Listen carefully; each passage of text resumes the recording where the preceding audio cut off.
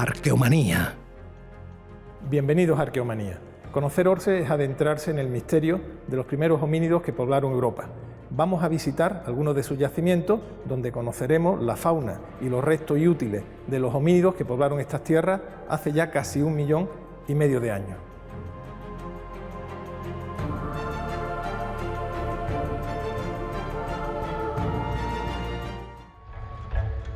Fragmentos.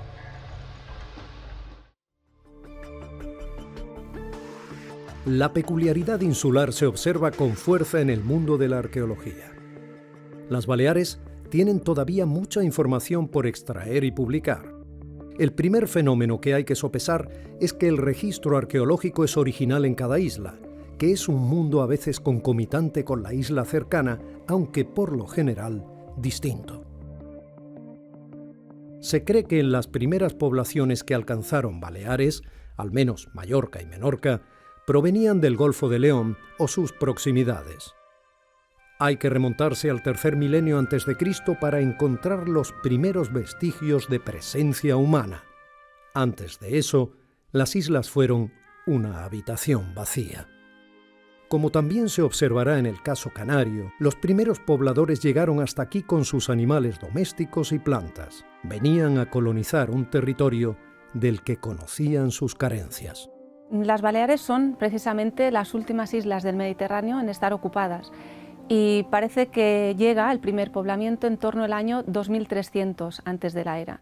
El Museo de Son Fornés, ubicado en un antiguo molino de Montuïri, cobija una destacada colección proveniente del cercano yacimiento homónimo.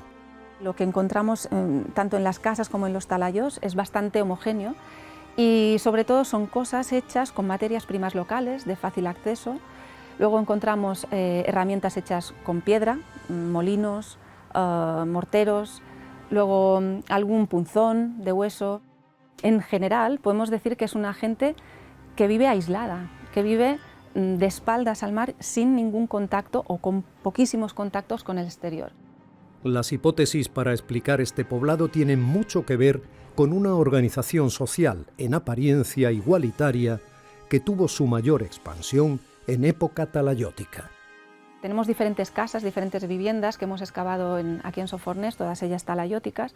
Hay una homogeneidad total en el tema del tipo de material, la calidad del material que encontramos. Esto hace muy difícil que podamos hablar de diferencias económicas, como mínimo, entre las diferentes personas que vivieron aquí. Parece ser que era una población bastante pacífica. Hay que recordar que no tenemos constancia de armas, no encontramos armas prácticamente durante esta época, no hay murallas. Son unos edificios en forma de torre, construidos a base de grandes bloques de piedra. Pueden tener planta circular o bien cuadrada y desde la azotea de estos edificios pues, se realizaban tareas de vigilancia, de control del territorio, de comunicación. Lo primero que construyen cuando llegan al sitio es precisamente el talayot, que es un edificio comunitario, es un edificio público. Y en torno a ellos, o en torno a los diferentes talayots, construyen, en el caso de Son Fornés, que no es el único, un muro muy grande, una especie de muralla, pero que no tiene la función defensiva, sino más bien de organizar urbanísticamente el entramado de casas que se disponen entre los diferentes talayots.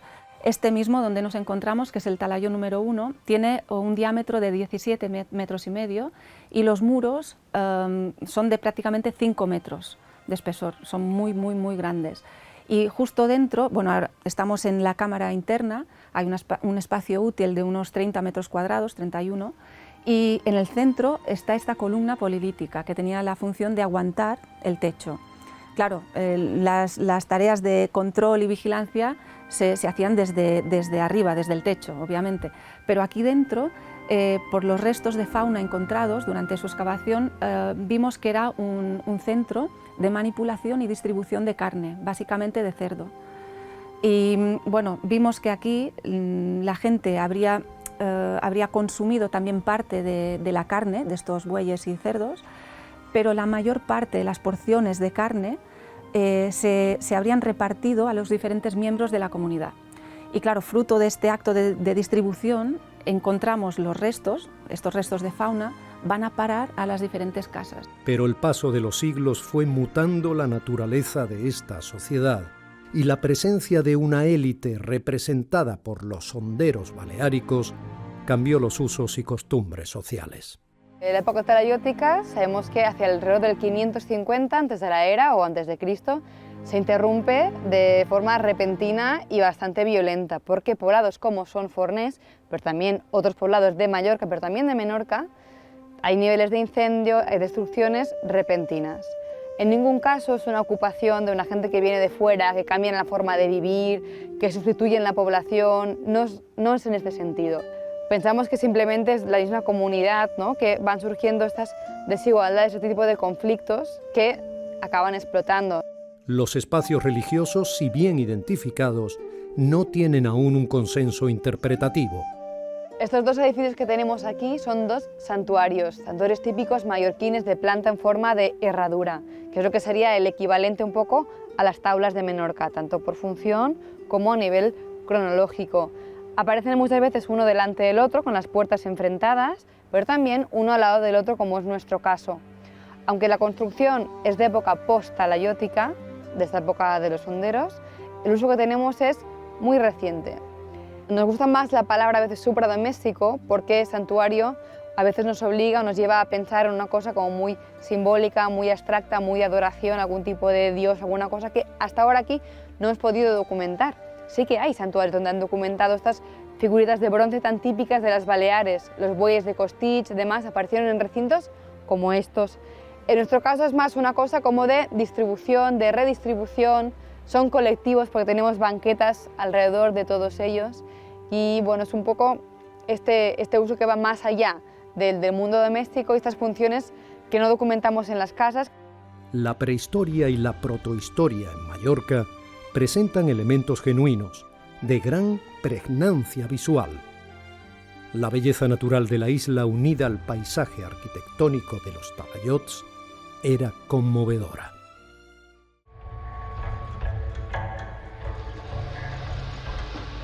Carme Miró, responsable del Plan Bárquino. Javier Fernández Ortega, arqueólogo y antropólogo. Arqueomanía. Cuadernos de campo. Al norte de la provincia de Granada se encuentra Orce, el pueblo que acoge algunos de los yacimientos con presencia humana más antiguos de Europa. Estos yacimientos se localizan en lo que fueran las orillas de un lago antiquísimo y son de una riqueza espectacular, tanto en fauna del Pleistoceno inferior como en instrumentos líticos de los homínidos que poblaron esta tierra desde hace al menos 1,4 millones de años. El paisaje, árido, de blancas albarizas y profundos barrancos, es exótico, bellísimo y único, y recuerda a las profundas gargantas de Olduvai, consideradas por algunos como el origen de la humanidad. En la presente campaña se han excavado 3 yacimientos, Barranco León, Fuente Nueva 3 y Ventamicena, que hoy vamos a conocer. En el Barranco León nos encontramos muy cercanos a la orilla del lago y junto a un canal, a un antiguo canal, que aportaba aguas y venían todos los animales a pastar, a brevar, y junto con ellos pues encontramos evidencias de la actividad humana, ¿no? Este yacimiento además tiene una estratigrafía de libro, todas planas, Muy clara. muy claritas, y justamente los estratos más fértiles los encontramos aquí, en lo que hemos denominado... ¿De aquí a aquí? Sí, desde este más oscuro al otro más oscuro, justo el intermedio. Este más clarito, que se subdivide en dos, una parte con cantitos, que nos hablan de este paleocanal, que tiene un poco más de energía, de transporte de agua, y aquí cuando decrece la energía... Y estaríamos hablando de 1,4 a 1, Y justamente, estaríamos entre 1,3 y 1,4 millones de años. Lo que está claro que conjuntamente con esta fauna visitaban esta orilla o cazaban homínidos, ¿no? Exactamente. Homínidos con al menos 1.300.000 años que ya utilizaban herramientas. Utilizaban herramientas, sí. Pero no tenemos claro todavía si estaban cazando o estaban carroñando. Este año estamos encontrando bastante restos de industria, tanto trabajada como de talla. Entonces nos estamos focalizando un poco en encontrar si había algún área concreta que pudiéramos detectar de talla in situ. que sería muy, muy importante. Con 1,3, 1,4 millones de años estamos hablando de, en fin, de la industria de la más antigua de España y de las más antiguas, ¿verdad? O del rango más antiguo de toda Europa. ¿Cuándo crees tú que pudieron llegar los primeros homínidos a esta zona? A partir de justamente, o en este momento un poco antes.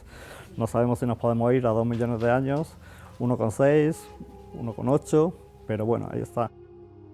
Si en Barranco León apareció el diente humano con 1.400.000 años y una rica fauna en la que el hipopótamo es la especie más abundante, cuando nos trasladamos hasta Fuente Nueva 3, un yacimiento con 1.200.000 años, nos encontramos con que el mamut meridional es el rey. Unas defensas enormes, las mayores encontradas de la especie hasta ahora, dominan soberbias la excavación. Orce es el yacimiento, uno de los yacimientos más antiguos de toda la Europa mediterránea.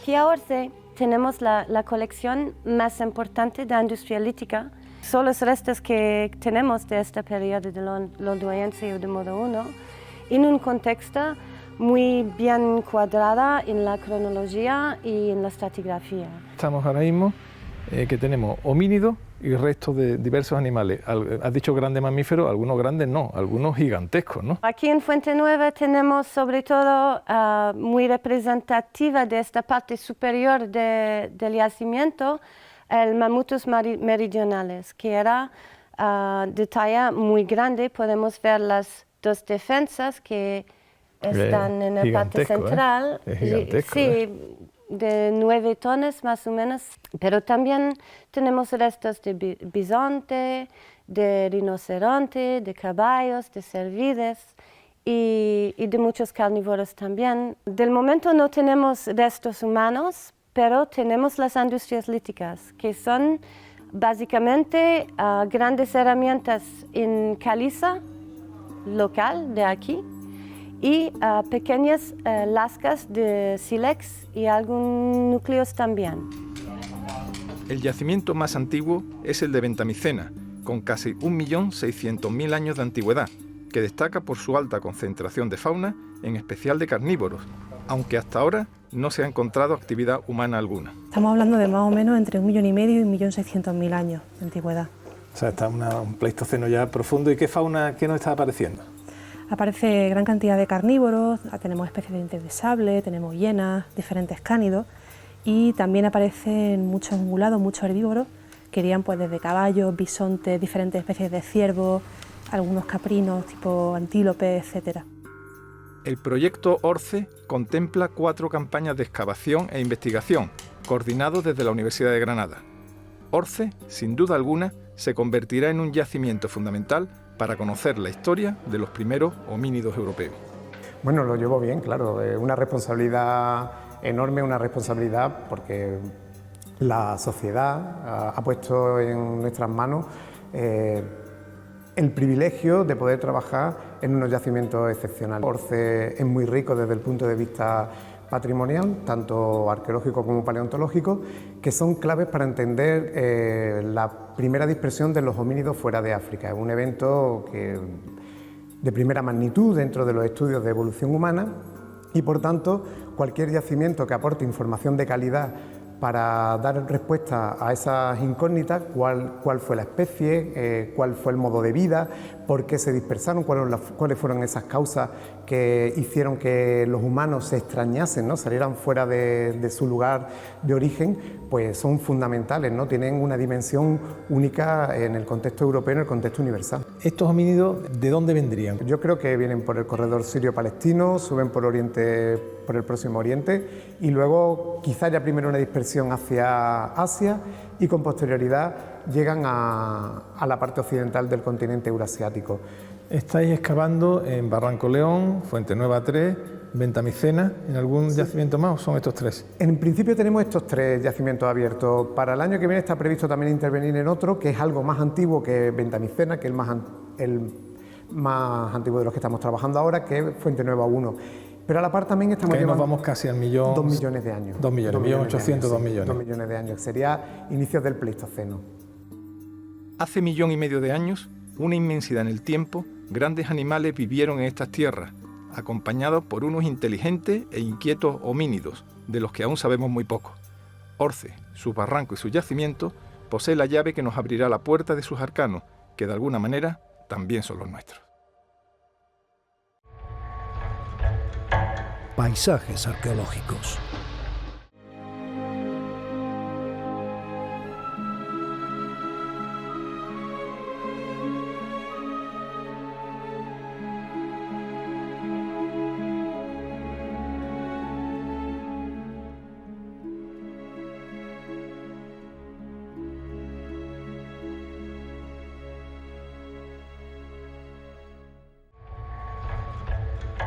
Historias de la arqueología.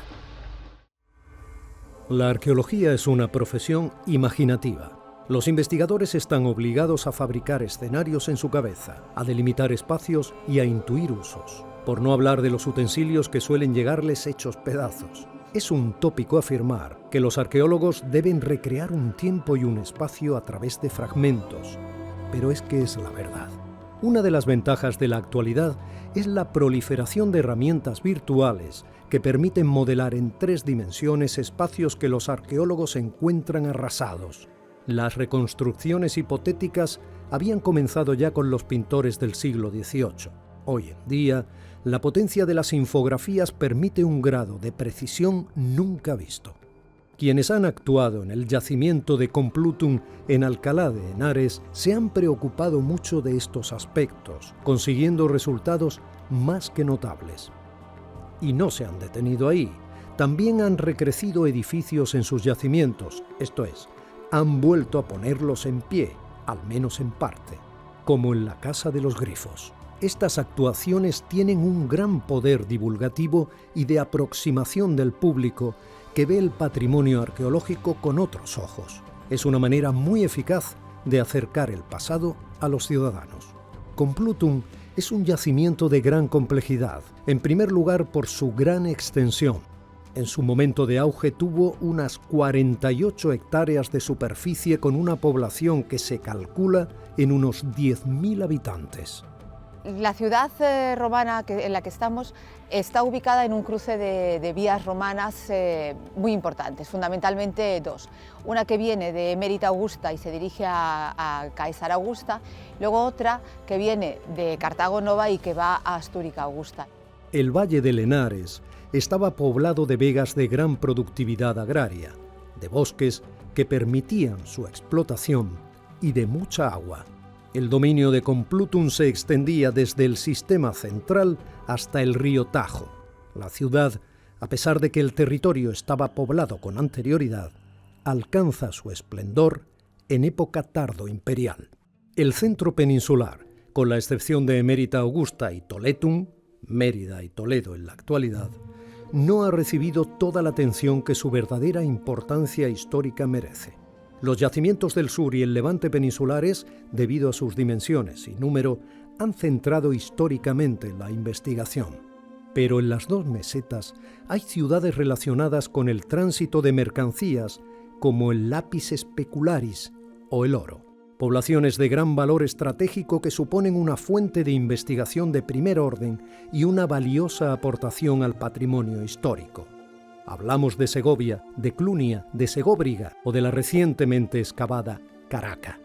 Complutum habría sido una sede burocrática de primer nivel en el centro de la península. El análisis de sus restos, la reconstrucción de sus espacios y edificios principales y todo el trabajo de interpretación nos deja ante una ciudad cuya actividad principal bien pudo ser la administración pública. Nosotros creemos que Complutum, en su importancia, en su desarrollo, tiene más relación con el hecho de ser un centro administrativo importante en el centro de España, desde el que se controla una parte importante del territorio, en lo que ahora mismo es Madrid, parte de Castilla-La Mancha, y que además eso, que ya es posiblemente así en el siglo I, seguramente se refuerza todavía más en el siglo III, en torno al mundo relacionado con las reformas de Diocleciano. Complutum posee un gran interés para acercarnos al esplendor y caída del imperio en Hispania y a la implantación del cristianismo.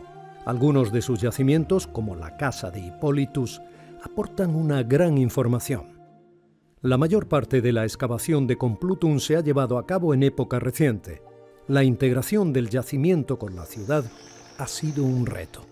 Esta ciudad de ciudades se integra urbanísticamente de una manera peculiar, aunque sufre un desarrollo muy fuerte durante los años 60-70, sobre todo por el corredor industrial Madrid-Guadalajara, que se creaba pues una emigración muy fuerte hacia la ciudad, por eso tiene una población tan importante en este momento, y parte de sus yacimientos arqueológicos quedan ocupados por desarrollos urbanísticos poco organizados, poco programados, ¿no? Pero el conocimiento de los vestigios romanos de Alcalá de Henares se remonta bastantes décadas atrás. Los restos se conocen bien desde el siglo XVI, desde que el momento en que se funda la Universidad de Alcalá por Cisneros, los profesores que tiene en el siglo XVI están todos absolutamente interesados en conocer estos restos de la ciudad que aparecen continuamente. En el yacimiento de Complutum se trabaja restaurando sus grandiosos mosaicos. La llamada Casa de los Grifos es el espacio más célebre del yacimiento. Pues es una casa que tiene los gestos característicos romanos, tiene un gran oecus o un triclinium tetrástilo, que es el que está aquí a mi espalda, con una decoración muy característica, con sus pinturas murales, con sus trampantojos decorando todo el jardín, es decir, que es gente que está completamente al orden de lo que la moda marca en el siglo I, en el segundo, en el tercero, y que son capaces de querer implantar aquí en sus casas cosas modelos arquitectónicos que ellos distinguen en otras localidades del mundo romano. Esta Casa de los Grifos parece que se amortiza en 215 a raíz de un incendio que se produce, pero es muy curioso porque otras casas que se conocen, desgraciadamente mal conocidas porque fueron arrolladas literalmente por las barriadas que ahora están pegadas aquí al yacimiento en los años 70, permitieron saber que había casas aristocráticas funcionando aquí a lo largo de todo el siglo IV, incluso principios del V, lo que nos habla de una aristocracia romana, quizá de unas élites funcionariales vinculadas con el Estado, que todavía en esas fechas siguen queriendo mantener un paisaje urbano en las ciudades y vivir en casas que son casas tradicionales romanas. Entonces nosotros sabemos que la casa se construye en época de Augusto. De los primeros programas pictóricos no conocemos nada, pero sabemos que hay sucesivas reformas en la casa. Por ejemplo, sabemos que el peristilo en el que estamos, la pintura se reforma hasta 4 veces, que también es lógico teniendo en cuenta que estamos en el exterior y es la zona que más sufre las alteraciones, ¿no? Y sabemos que hacia el año 215 aproximadamente, es decir, pues época de los severos más o menos probablemente, se está produciendo una remodelación importante de la casa. Las pinturas de la habitación J con los grifos, por ejemplo, que dan nombre a la Casa de los Grifos, parece que están haciéndose en ese momento, y entonces en esa época, a raíz posiblemente de esa obra, la casa se quema y ya no se recupera, sino que llega alguien y hacen un derribo intencionado. Todas estas columnas que vemos, los cuerpos que se mantienen en pie, se derrumban hacia el interior y queda una plataforma libre. No sabemos si encima tiene algo o no, si tiene un jardín o si hay algún elemento encima, pero queda libre y diáfana. Y sí es verdad que en el ala sur de la casa se mantiene actividad, ya no de casa aristocrática, sino más bien quizá de un cuerpo de una infravivienda que seguramente se utiliza también para producción artesanal. Tenemos alguna epigrafía muy interesante y entonces lo que sabemos es, conocemos el nombre de una de las habitantes, una niña que se llama Varia, que pinta en varias habitaciones, en varios espacios de la casa con su nombre, Varia. Y luego otro dato importante que tenemos es la representación de riqueza que hace el propietario en lo que seguramente es su propia habitación. La habitación J, hay una especie de recepción que está llena de símbolos de riqueza, de poder, sítulas de oro, cornucopias, los propios grifos que tutelan y protegen los tesoros de la tierra, que seguramente tienen relación con la presentación del propio dueño. Hay también una pintura mural, una gran cacería, que posiblemente a su vez es una exaltación del dueño, una gran cacería, una megalografía a tamaño casi natural, donde aparecen unos jinetes cazando un leopardo, ¿no? Y que posiblemente es una exaltación del dueño.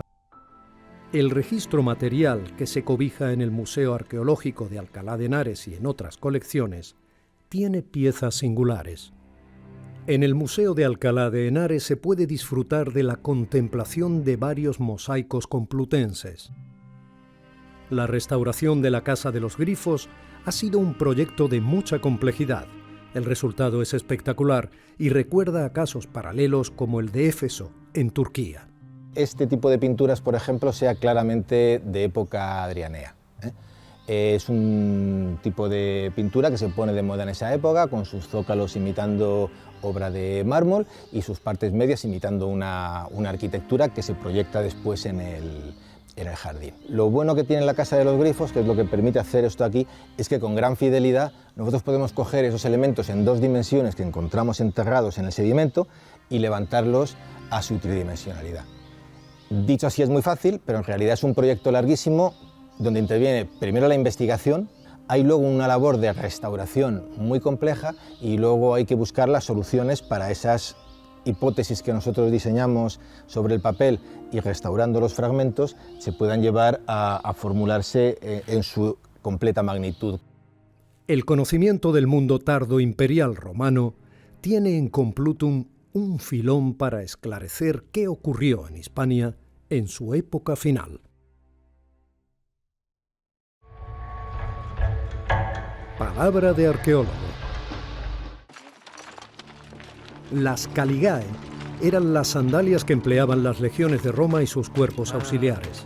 Se confeccionaban con cuero. Las suelas iban plagadas de tachuelas de hierro.